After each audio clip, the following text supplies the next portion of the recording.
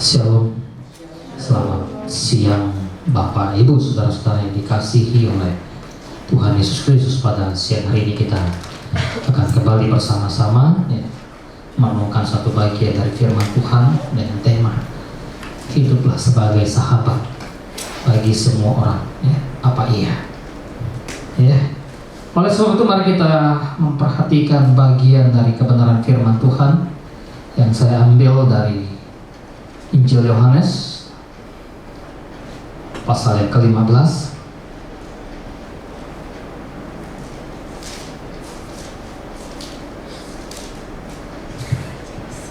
ayat yang ke-13 sampai ayat yang ke-16. Injil Yohanes pasal 15 ayat 13 sampai ayat 16. Kita akan membaca secara bergantian. Saya baca ayat 13, Bapak Ibu teman-teman membaca ayat 14, demikian seterusnya sampai ayat yang ke-16. Firman Tuhan. Tidak ada kasih yang lebih besar daripada kasih seorang yang memberikan nyawanya untuk sahabat-sahabatnya. Kamu adalah sahabatku kalau kamu berbuat apa yang kuperintahkan. Aku tidak menyebut kamu lagi hamba, sebab hamba tidak tahu apa yang diperbuat oleh tuannya. Tetapi aku menyebut kamu sahabat, karena aku telah memberitahukan kepada kamu segala sesuatu yang telah kudengar dari Bapakku.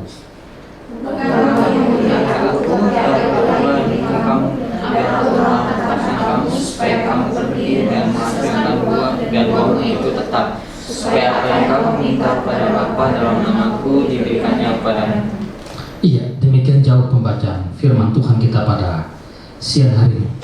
Bapak Ibu Saudara-saudara yang dikasihi oleh Tuhan Yesus Kristus, mungkin saudara pernah menonton film ini, Pernah, ada yang pernah menonton film yang berjudul Escape Plan? Pernah, Marley? Pernah ya? Yunus pernah? Sering ya? Ini suatu film yang sangat menarik sekali. Waktu saya menonton kemudian sampai Ibu Yemima pun ikut saya menonton, tertarik dengan film ini. Kisahnya sangat menarik. Film ini menceritakan tentang aksi seseorang yang kemudian meloloskan diri, berusaha untuk meloloskan diri. Film ini dibintangi oleh seorang yang sangat luar biasa, artis senior yang sangat profesional, seorang bernama Sylvester Stallone dan juga Arnold. Menarik sekali bahwa di dalam kisah tersebut si Stallone yang kemudian diberi nama dengan nama Ray Breslin, seorang ahli yang sangat terkenal di dalam sistem keamanan, sehingga kemudian waktu ia dijebak, dikirimkan ke dalam penjara yang berteknologi tinggi sekalipun, ia mampu menemukan satu celah untuk bagaimana keluar dari penjara tersebut. Kemudian ia dipenjara di tempat yang sulit sekalipun, ia kemudian dengan menggunakan segala keahlian, pengetahuan yang dia miliki, ia mampu menemukan rahasia yang sebetulnya bagi kebanyakan narapidana lain tidak mampu menemukan. Dirinya seorang mantan jaksa. Tetapi menarik sekali waktu di dalam film tersebut bagaimana kemudian dia berkata bahwa sebetulnya dia dijebloskan, diperalat oleh mafia perbankan dunia. Apa yang dilakukan oleh Breslin ketika dia harus berusaha untuk keluar dari dalam penjara di mana dia tahan? Walaupun dia jenius, dia punya kemampuan yang tinggi, pengetahuan teknologinya tinggi, tetapi dia perlu orang yang bisa menolong dia, orang yang bisa membantu dia, orang yang kemudian bisa bersahabat dengan dia. Di dalam penjara tersebut dia bersahabat dengan seorang yang bernama Arnold Schwarzenegger, yang kemudian di dalam film tersebut dinamakan dengan Rob Meyer. Persahabatan mereka di dalam penjara membuat mereka bisa keluar dari penjara yang sangat tinggi, teknologi pengamanan yang ketat. Orang yang mengamankan mereka itu begitu teliti. Setiap beberapa jarak mereka harus kemudian bertemu lagi, mengamankan lagi. Penjara itu kemudian didinding dengan kaca yang sangat tebal, sehingga di dalam ruangan penjara mereka saling melihat satu dengan yang lain. Tidak ada untuk bisa berinteraksi waktu mereka di dalam ruangan penjara. Tetapi ketika mereka ada di tempat perkumpulan, ada di tempat ruang makan, disitulah kemudian mereka membangun satu persahabatan antara si Stolman ya dengan Arnold. Mereka membangun persahabatan. Apa yang dilakukan oleh seorang Stolman? Ya, kirimkan saya ke tempat pengasingan. Baik, kalau demikian, lalu dikirimkan dengan cara seperti apa? Dengan cara berantem. Ternyata cara persahabatan tidak hanya secara dengan hal-hal yang mulus, terkadang harus mulai dengan cara yang sulit, yang berat. Dan bahkan dari berantem itu kemudian mereka saling mengenal, berinteraksi lagi satu dengan yang lain. Bapak Ibu Saudara yang dikasihi oleh Tuhan, ya bagaimana dengan kita ketika kita membangun suatu persahabatan? Apa yang kemudian orang bisa pergunakan untuk membangun persahabatan? Banyak hal. Orang bisa membangun persahabatan oleh karena satu, ya mereka punya misi yang sama, tujuan yang sama. Apa yang dilakukan oleh ahli-ahli Taurat dengan kemudian secara khusus orang Farisi dan orang-orang Saduki, kita sudah mempelajari lalu ya. Mereka yang notabene-nya bisa hari-hari mereka bisa berbeda, perbedaan mereka sangat tajam di dalam pemahaman mereka, dalam pengajaran mereka. Tetapi ketika mereka sama-sama mau menyalibkan Kristus, mereka bisa bersatu. Ya, perpecahan atau perbedaan atau pertengkaran, permusuhan yang tajam antara Pilatus dengan Herodes. Maka ketika mereka kemudian berusaha untuk menyalibkan Yesus yang disebut sebagai Raja Yahudi itu, mereka bisa bersahabat satu dengan yang lain. Sehingga ketika orang Yahudi mengatakan kepada Pilatus, kalau engkau membebaskan Yesus, maka engkau bukan sahabat Kaisar, engkau bukan sahabat Herodes. Maka Pilatus mendengar kata itu, dia tidak kuasa untuk membebaskan Yesus. Kenapa? Demi tujuan, demi kebersamaan, demi ya motivasi, harapan yang sama, persahabatan dibangun. Di dalam Alkitab terlalu banyak kisah-kisah persahabatan yang sangat menarik. Tetapi kita memperhatikan apa yang dikatakan oleh Yesus di dalam tulisan Injil Yohanes. Apa yang Yesus sampaikan menjadi sesuatu yang sangat menarik sekali untuk kita kaji, untuk kita teliti. Tentang bersahabat atau persahabatan, membangun persahabatan atau hidup bersahabat dengan orang lain. Yang pertama, bahwa ciri atau tanda seorang sahabat, maka kita menemukan di dalam tulisan Injil Yohanes tersebut adalah melakukan apa yang sahabatnya perintahkan. Di dalam ayat yang ke-14 jelas di situ. Jikalau kamu melakukan atau berbuat apa yang kuperintahkan kepadamu, kamulah sahabatku. Ya. Jadi pertama, bahwa ciri dari seorang sahabat mau melakukan apa yang sahabatnya katakan. Jikalau sahabatnya mengatakan kamu berubah, maka seorang sahabat yang sejati, sahabat yang baik akan berubah. Mendengarkan apa yang aku katakan, melakukan apa yang ku perintahkan. Tidak mudah untuk melakukan apa yang sahabat kita katakan. Apalagi ketika kita ya sama-sama ya, apalagi kalau kita ya entarlah, toh juga kamu sahabat saya. Ini tidak mudah di dalam persahabatan, menjadi sahabat. Ya, mau melakukan apa yang diperintahkan, dan itu jelas sekali bahwa dengan demikian apa yang mau kita dapatkan dari apa yang Yesus katakan kepada para muridnya, kamu adalah sahabatku jikalau kamu. Artinya mau persahabatan ada satu syarat,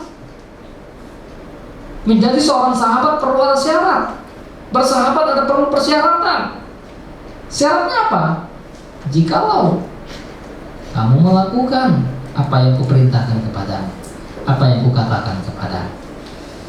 Tentu dalam konteks ini Yesus mengatakan kepada para muridnya, kalau kita membaca konteks bahwa Yesus mengasihi para muridnya, dan para murid pun harus mengasihi, saling mengasihi. Dan bukan hanya mereka saling mengasihi, tapi juga mereka mesti mengasihi orang yang membenci mereka, harus mengasihi orang yang memusuhi mereka.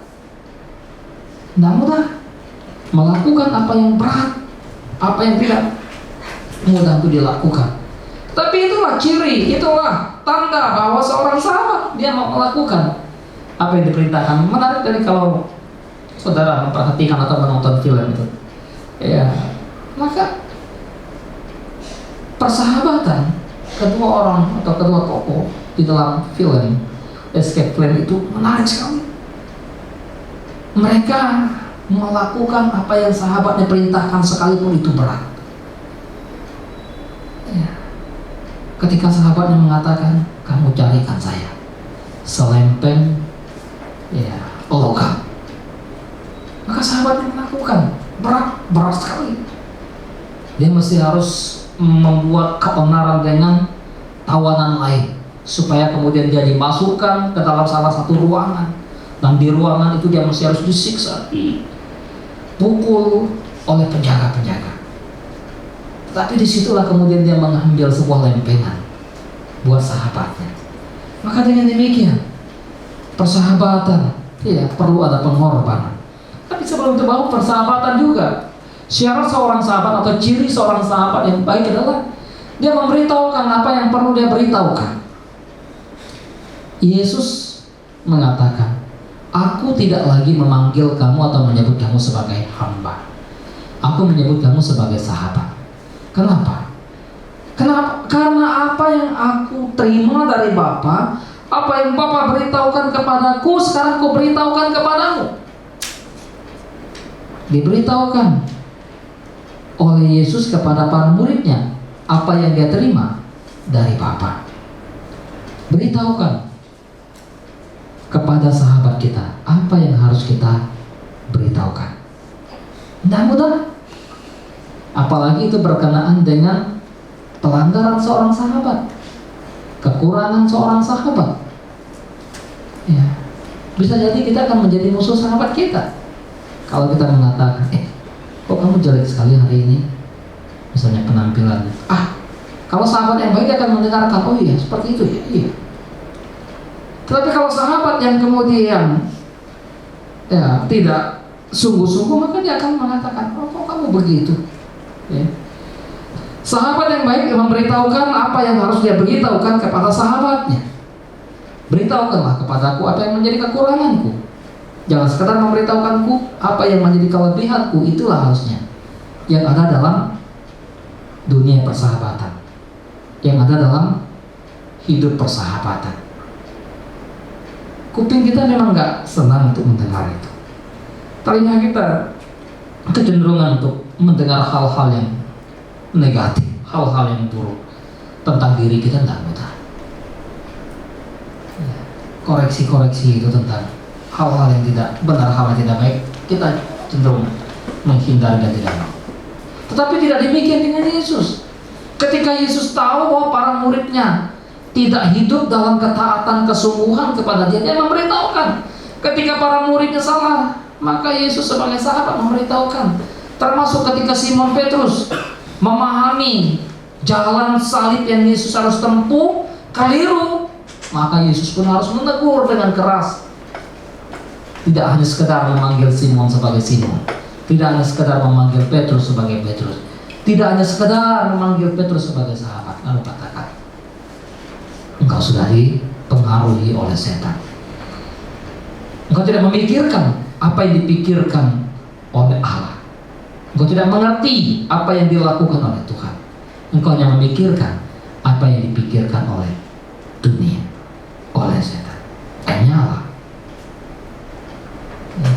Menarik sekali. Jadi beritahukan kepada sahabat kita? Berani nggak kira-kira? Mau nggak kira-kira? Siap nggak? Ya. Ada nggak yang pernah punya pengalaman? Oh, saya memberitahukan hal yang buruk, hal yang negatif, hal yang tidak benar, hal yang salah dari sahabat saya justru marah kepada saya. Tapi memberitahukan kepada sahabat yang salah itu, memberitahukan, bukan menggosipkan kepada orang lain. Itu bisa menambah permasalahan dalam persahabatan. Ya, kalau saya mengatakan, Denny hari ini kurang cantik loh, saya katakan kepada Mega, Denny akan marah mungkin. Tapi kalau saya katakan kepada Denny, kok kamu hari ini dandananmu norak banget misalnya, atau Denny terima atau tidak, tapi kepada dia beritahukan. Kalau hal yang positif ya beritahukan positif, kalau hal yang benar beritahukan benar. Ya, tapi kalau hal tidak benar beritahukan yang tidak benar. Itulah yang Yesus lakukan. Yesus perintahkan kepada para muridnya, tanda bahwa kamu sahabat yang baik, ciri bahwa kamu sahabat yang baik, bahwa kamu memberitahukan apa yang harus kamu beritahukan. Dan Yesus menjadikan diri sahabat bagi para muridnya. Kenapa? Karena dia memberitahukan apa yang Yesus terima dari Bapa. Jadi tidak ada yang rahasia. Tidak ada yang rahasia yang tersembunyi antara persahabatan. Ya. Kalau ada yang rahasia-rahasia, kamu udah punya pacar ya? Belum. Padahal sudah punya. Jujur aja, saya sudah punya. Ya. Kalau dulu masih di kampus begitu, kalau masih sembunyi-sembunyi, kamu pacaran sama itu ya? Entah. Ya. Kalau dengan orang lain, tapi kalau dengan sahabat tahu gerak-gerik, sahabat tahu ya, apa yang menjadi pergumulan dari sahabatnya. Dan ciri atau tanda persahabatan adalah yang ketiga, mengorbankan diri, memberi diri, rela meniadakan diri. Itu yang Yesus lakukan sebagai seorang sahabat yang baik, sehingga dikatakan tidak ada yang lebih baik daripada seorang sahabat yang mau berkorban untuk sahabatnya. Tidak ada kasih yang lebih besar daripada kasih seorang sahabat yang mau menyerahkan nyawanya untuk sahabat-sahabatnya. Berkorban. Tidak ada persahabatan tanpa pengorbanan. Paling tidak rela korban waktu, ya, rela korban telinga untuk mendengarkan ocehan sahabat, rela mengorbankan kalau ada uang sedikit, korbankan uang demi persahabatan. Menarik sekali. Bangunlah persahabatan dengan menggunakan mamon. Persahabatan itu bisa dibangun dengan hal-hal yang sementara, dengan hal-hal yang bersifat materi, bisa sekali bisa. Jadi pergunakan hal-hal yang ada pada kita untuk membangun suatu persahabatan. Persahabatan menuntut pengorbanan. Persahabatan menuntut peniadaan diri. Kalau kita memperhatikan kisah antara Nathan dengan Samuel, Nathan dengan Daud di dalam kisah tulisan 1 Samuel, jiwa Daud dan jiwa Yonatan terpaut. Yonatan sangat mengasihi Daud. Apa yang dilakukan oleh Nathan sebagai tanda kasihnya, persahabatannya kepada Daud, dia menanggalkan segala pakaian perangnya, peralatan perangnya, baju perangnya, dan semua perlengkapannya dia serahkan kepada Daud. Tidak ada lagi ada pada Nathan, semua dia berikan kepada Daud. Hal yang terbaik, yang terindah yang ada pada Yonatan berikan kepada Daud. Menarik sekali bagaimana kasih persahabatan antara Yonatan dan Daud. Maka kemudian Daud berperang dan Daud mengalami kemenangan. Waktu Saul ayah Yonatan mau membunuh Daud, maka bagaimana Yonatan mengingatkan Daud, menyelamatkan Daud, menolong Daud terlepas dari tangan Saul, ayahnya. Ketika Daud tahu kisah tentang Yonatan mati di dalam medan peperangan, maka begitu sedih hati Daud. Kesedihan hati Daud diungkapkan dengan ketika ia mengoyakkan bajunya, mengoyakkan jubahnya, berkata, begitu sedihnya dia ditinggalkan sang sahabatnya. Tidak berhenti di situ. Persahabatan mereka tidak berhenti hanya pada kematian Yonatan. Persahabatan Daud kepada Yonatan terus berlanjut sampai pada ketika generasi atau keturunan dari Raja Saul memerlukan pertolongan Daud hadir di dalam kisah Mephibosheth. Itu menarik sekali. Demi kasihku kepada Yonatan, demi persahabatanku kepada Yonatan, maka aku akan mengembalikan apa yang harus kukembalikan kepada keluarga Saul, keluarga Yonatan. Kukembalikan. Tahu, di dalam persahabatan dengan Yonatan tidak ingin mengambil keuntungan, justru dia rela mengorbankan diri. Dia tahu Yonatan telah berkorban banyak hal untuk dia. Bagaimana dengan kita waktu kita bersahabat? Apa yang kita tuntut dari persahabatan? Ya. Jangan hanya sekedar kita menuntut sesuatu yang kemudian menyenangkan kita dari persahabatan kita dengan orang. Harusnya sebaliknya. Relakah kita mengorbankan diri demi sahabat kita? Nah, mudah ya. Berat. Tetapi itu yang dilakukan Yesus. Maka Yesus tahu betul apa yang menjadi pergumulan para muridnya. Kasihnya yang besar, pengorbanannya yang besar, dia lakukan untuk apa? Untuk sahabat-sahabatnya. Kematiannya, nyawanya ia serahkan supaya sahabat-sahabatnya hidup dalam sukacita, hidup dalam kemenangan, hidup dalam damai sejahtera. Ciri seorang sahabat mau mengorbankan diri, memberikan hidupnya. Nggak mudah untuk hal ini, tetapi saya pikir bahwa kita juga perlu belajar untuk hal ini. Ya. Pernah nggak berkorban untuk sahabat?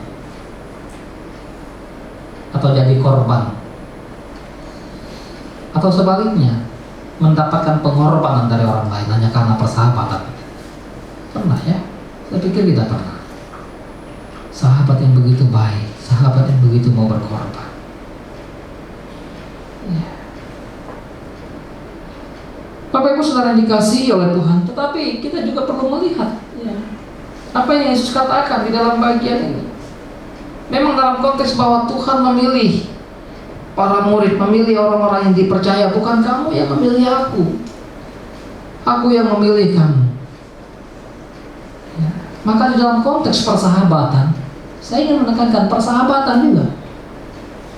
Kita nggak bisa bersahabat dengan semua orang, kita perlu memilih. Tetapi ketika kita memilih bukan berdasarkan, oh dia miskin, saya nggak mau bersahabat dengan dia. Bukan. Yesus memilih di antara memilih murid-muridnya bukan dari kelebihan murid-muridnya. Yesus memilih manusia yang diselamatkan dia bukan karena baik rupa mereka, bukan karena mereka punya kehebatan satu terhadap yang lain, bukan.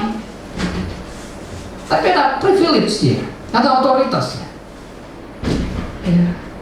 Maka di dalam persahabatan pun, jikalau kita tidak hati-hati, kita bisa tersesat, terjebak, dan bahkan kalau kita tidak kuat, kita bisa hancur.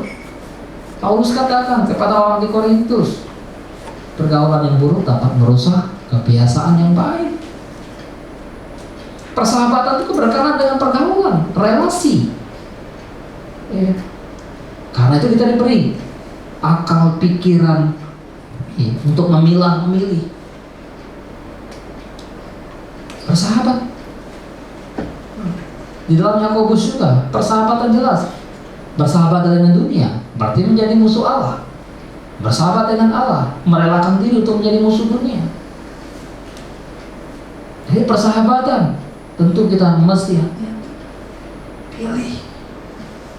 Jangan sampai terjerumus oleh karena persahabatan kita. Kita yang mengorbankan diri untuk menjadi orang yang jahat, yang tadinya kita baik, yang tadinya kita berjalan di jalan yang benar, tapi karena sahabat kita, dia orang yang jahat, kita demi sahabat kita, mempertahankan sahabat kita menjadi orang yang rusak. Itu bukan persahabatan. Karena kalau kita memperhatikan bahwa di dalam persahabatan maka ada nilainya. Ya. Nilai persahabatan pertama, hidup kita berarti bagi orang lain. Kita menjadi orang yang kemudian berguna, berarti, ya, memberikan hal-hal yang positif, hal-hal yang benar. Nilai persahabatan bukan saja hidup kita berarti, tapi juga hidup kita, ya, menjadi sumber sukacita bagi orang lain. Orang lain bersukacita ketika ada persahabatan yang dia bangun. Oh, saya senang sekali bersahabat dengan dia. Saya merasakan damai, sukacita, sejahtera. Kalau kita memperhatikan tulisan Injil Yohanes, secara khusus dalam kisah Yohanes Pembaptis, waktu murid-murid Yohanes Pembaptis mendengar bahwa orang-orang dari murid-murid Yesus membaptis, maka apa yang dikatakan oleh murid-murid Yohanes waktu mereka berkata kepadanya, "Guru, orang-orang di sebelah juga membaptis." Tapi apa yang dikatakan Yohanes? Siapa yang memiliki mempelai wanita adalah mempelai laki-laki. Tetapi seorang sahabat dari mempelai laki-laki yang berada di samping mempelai laki-laki begitu bersukacita ketika ia mendengar, ketika ia mengetahui sukacita seorang mempelai laki-laki itu. Dan itulah sukacitaku, kata Yohanes Pembaptis. Persahabatan melahirkan satu sukacita di dalam Kristus Yesus. Persahabatan memiliki nilai yang penting, yaitu membawa satu pertumbuhan hidup, membawa satu perkembangan hidup ke arah yang lebih baik, ke arah yang lebih benar. Di dalam bagian yang kita baca tadi, aku memilih kamu supaya kamu pergi dan menghasilkan buah, dan buahmu itu tetap, supaya apa yang kamu minta kepada Bapakku dalam namaku diberikannya kepadamu. Nilai persahabatan ada di situ. Yesus memilih para muridnya, menjadikan mereka sahabat, bukan supaya mereka tidak produktivitas, bukan supaya mereka tidak bertumbuh berkembang dalam anugerahnya, tetapi justru Yesus memilih mereka, menjadikan mereka sahabat supaya mereka hidup dalam pertumbuhan anugerah, pergi menghasilkan buah. Bersahabat. Maka waktu kita punya sahabat, kira-kira hal-hal baik apa yang kita bisa tularkan, hal-hal benar apa yang kita bisa wariskan, hal-hal benar apa yang kita bisa berikan dari hidup kita, apa yang sahabat kita bisa dapatkan dari hidup kita, sehingga sahabat kita mendapatkan satu pertumbuhan, kemajuan. Jangan sebaliknya, entar orang berkata, oh gara-gara bersahabat dengan dia ini saya jadi hancur, gara-gara bersahabat dengan si A ini saya jadi pemalas, gara-gara bersahabat dengan si B ini saya jadi orang yang jorok misalnya. Nggak bisa. Persahabatan, dan nilai dari persahabatan adalah warisan atau kekayaan yang tidak ternilai. Dengan banyaknya sahabat, maka kita akan banyak pengetahuan, banyak sahabat, banyak pengalaman, banyak sahabat yang tentunya sahabat yang baik, sahabat yang benar, sahabat yang membangun. Sahabat itu adalah aset kita yang tidak bisa diuangkan, yang tidak bisa dirupiahkan. Sahabat kita itu adalah aset kita. Mau pergi, kalau kita punya sahabat misalnya di berbagai macam daerah, mau pergi Pontianak ada sahabat, mungkin tak perlu nginap di hotel ada sahabat, misalnya kita bisa nginap. Misalnya mau pergi lagi ke mana, ke Jawa mana, pergi ke mana, ke Sumatera, pergi ke mana, ya. Itu pentingnya persahabatan, nilai persahabatan. Bersahabat, dengan bersahabat kita bisa belajar banyak hal. Ada mungkin sahabat kita yang punya kemampuan di ekonomi, ada punya sahabat kita yang punya kemampuan di bidang kedokteran, ada sahabat kita yang punya kemampuan ya di bidang politik misalnya, ada sahabat kita yang kemudian punya kemampuan yang baik di bidang ya, seni, sehingga itu kalau kita punya sahabat kita bisa belajar dari mereka semua. Persahabatan punya nilai yang besar. Menjadi sahabat bagi banyak orang perlu sekali. Oleh sebab itu, Bapak Ibu Saudara yang dikasihi Tuhan, ya, mengapa perlu menjadi sahabat atau hidup sebagai sahabat bagi banyak orang? Jelas, kita perlu membagi kasih Allah, dan orang lain memerlukan kasih Allah. Kamu adalah sahabat-sahabatku, Yesus berkata kepada para muridnya. Dan setiap orang percaya yang hidup dalam kebenarannya adalah sahabat-sahabat dari Kristus itu, yang telah menerima kasih Kristus, mengalami kasih Kristus. Kenapa perlu bersahabat dengan banyak orang? Supaya melalui kita, orang lain pun mengalami, mengetahui, berjumpa dengan kasih Tuhan itu. Persahabatan ya. Tidak hanya itu, kemudian persahabatan itu perlu. Kita memerlukan orang lain untuk bertumbuh bersama dalam Kristus, bertumbuh bersama. Nggak bisa kita bertumbuh seorang diri, sekuat dan sehebat apapun kita. Nggak bisa. Ada firman, betul sekali. Ada Roh Kudus, betul sekali. Tapi jangan lupa, umat percaya dipanggil untuk bersekutu juga, berelasi, berinteraksi satu dengan yang lain. Kenapa Tuhan menciptakan Hawa, memberikannya kepada Adam? Bukankah Adam kemudian bisa berelasi saja dengan Allah, bertumbuh saja dengan kebenaran firman Tuhan seorang diri?